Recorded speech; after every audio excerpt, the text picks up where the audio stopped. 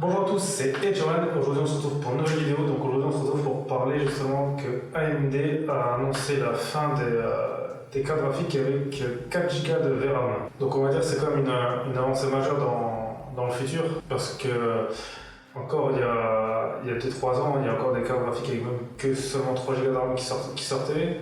Et là, d'annoncer la fin de ça, ça veut bien dire que maintenant c'est une norme qui est dépassée, qu'il va falloir mettre beaucoup plus. Donc il y a des rumeurs qui disent que les prochaines séries 3000 d'NVIDIA seront en 16 Go de RAM. Je pense qu'AMD ne seront pas loin non plus. Après, 16 Go, moi je pense pas sur tous parce que c'est annoncé ça sur tous, mais en général les versions TI ou les Titans ont toujours plus de RAM. C'est ce qui faisait aussi le fait qu'il était intéressant d'en acheter une. Enfin là je vais parler pour les créateurs parce que le problème aussi de la VRAM c'est que à savoir combien il nous en faut, parce que le truc c'est que je crois que les jeux sont pas vraiment optimisés pour parce qu'il y a la Titan qui a 24 Go de RAM, je suis pas sûr que les jeux l'utilisent complètement, parce que la VRAM c'est vraiment utile dans tout ce qui est quand il faut faire des rendus en 3D, des rendus de scène, parce que c'est le truc de la VRAM, c'est ça qui va faire si vous allez cracher votre carte, elle va cracher ou pas. Si vous n'en avez pas assez, ça va faire planter le rendu, et c'est pour ça que des fois ça peut passer. Mais c'est vrai que des fois, quand je vois des gens qui font des rendus qui durent 3 semaines par exemple, et ben des fois ils ont plusieurs crashs du PC à cause de ça, justement à cause du VRAM. Même mon PC devait être déjà vraiment le premier que j'utilise pour tout ce qui est rendu 3D, il a déjà eu des crashs à cause justement de la carte graphique, il n'y a pas assez de VRAM. Donc ensuite, si ça passe à 16, ce qui est bien, ça veut dire que si on arrive à avoir 16 Go de RAM, de VRAM sur une carte graphique pour quelque chose d'abordable, ça sera pas mal, parce que sinon il fallait que taper dans les titans pour avoir 24. Sinon c'était 11 max, et encore 11 c'était déjà 1200€. Donc là, s'ils seraient tous à 16, c'est pour ça que je sais pas si ça va être une norme. Peut-être qu'AMD on va être les précurseurs là-dedans, augmentant peut-être la VRAM de leur carte graphique, ça pourrait justement permettre de différencier la concurrence, histoire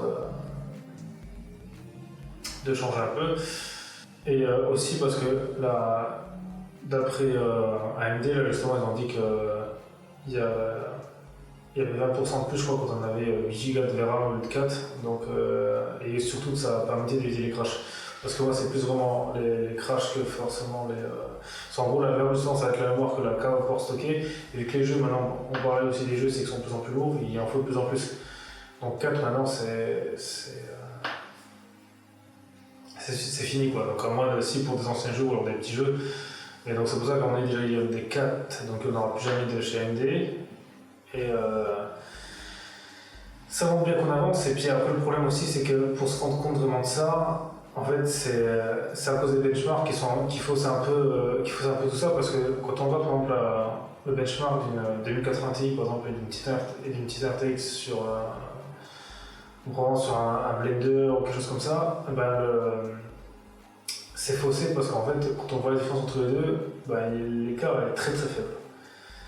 Et là, en fait, quand on voit des benchmarks comme ça, on se dit bon, ça sert à rien d'avoir une carte graphique qui vaut 3000 balles et qui a plein de VRAM comparé à une qui en a moins. Sauf ce qui n'est pas pris en compte dans les benchmarks, c'est que le problème d'un benchmark, en général, c'est fait pour que tout le monde puisse, presque en tout cas tout le monde puisse le faire, sans que la carte graphique plante. Et le truc, c'est qu'un benchmark, je doute que peu importe lequel, et quand on voit, par exemple, quand je vois sur Blender, c'est des scènes de rendu, même de logiciel, c'est des scènes de rendu, mais c'est pas des grosses scènes. C'est pour ça que tous les cartes graphiques le passent. Et c'est pour ça qu'il n'y a pas beaucoup d'écart entre celles du top niveau, parce que le problème, c'est que les scènes ne sont pas assez lourdes pour exploiter toute la VRAM. Parce que si par exemple c'est une scène, par exemple, je sais que sur Blender, il faut que c'est une 2000 à rendre. Il y a un truc comme ça, mais bon, c'est pas une scène c'est simple, c'est pas un truc qui a plein d'interactions réelles, puis il y a plein de simulations de genre de fluide, de poils, de vent, de n'importe quoi, de particules, ou du soft body, où il y a tout, il y a des interactions, de l'animation de personnages, donc c'est pas des choses qui a des trucs comme ça. Donc c'est pour ça que tout le monde passe et qu'il n'y a pas beaucoup d'écart entre les premières.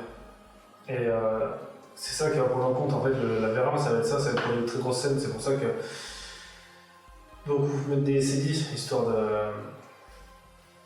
compenser ça, parce que quand on prend la même giga de RAM avec une carte graphique Là, les RTX actuelles, les séries 2000, on va dire que ça va suffire pour faire une seule chose. C'est-à-dire qu'en gros, on essaie de faire une petite animation qui va durer peut-être quoi, 10, 15 secondes, 20 secondes la vidéo, ou une animation longue mais qui va pas être un truc de fou.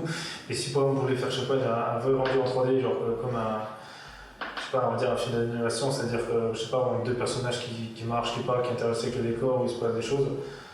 Là ça va être autre chose. C'est autre chose, la carte.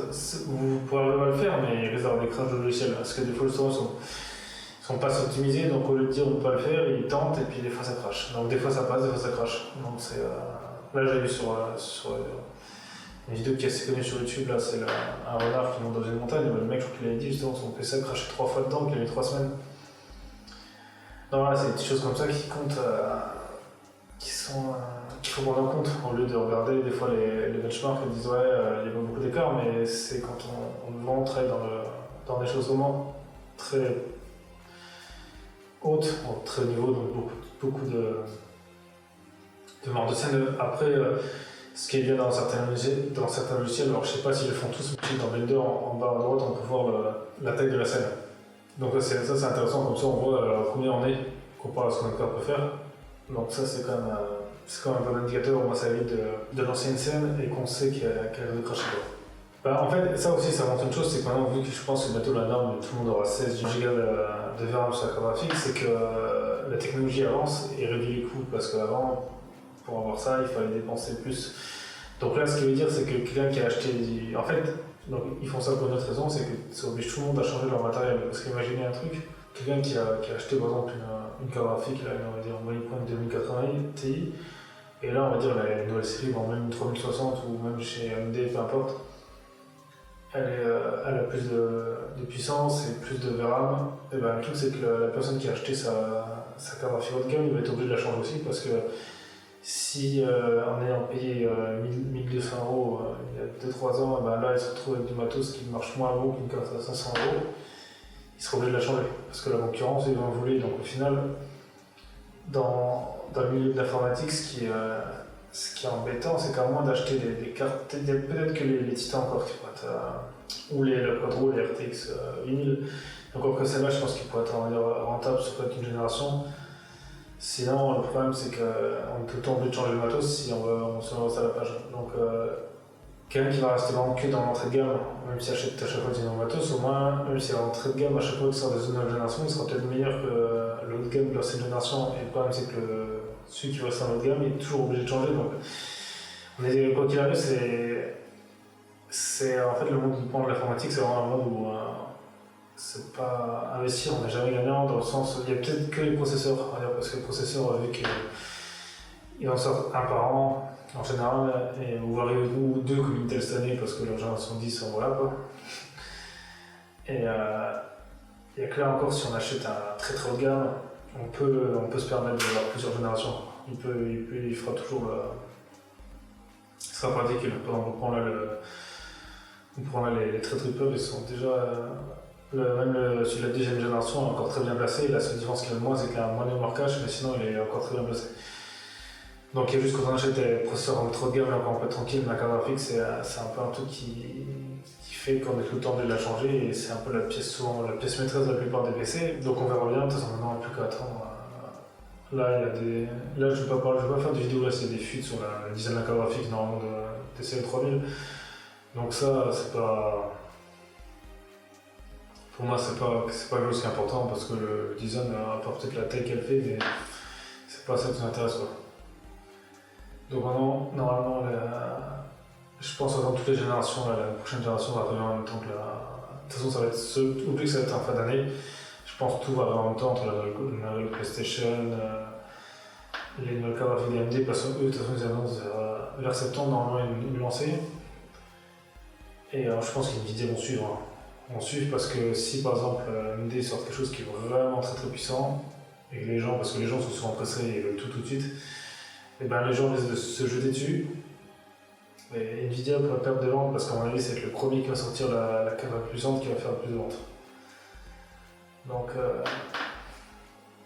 je pense que Nvidia et AMD vont vraiment suivre en termes de sortie de cartes. Donc, on verra. On verra ça en septembre, normalement, puis peut-être qu'à mon avis, il y aura sûrement des nouvelles annonces, vu que là déjà ça parle de fuite des designs, donc à mon avis, je pense déjà vers juillet-août, il y aura déjà, à mon avis, pas mal d'annonces. Donc voilà, c'était Edge One de la chaîne HGUI, on se retrouve la prochaine pour la prochaine vidéo.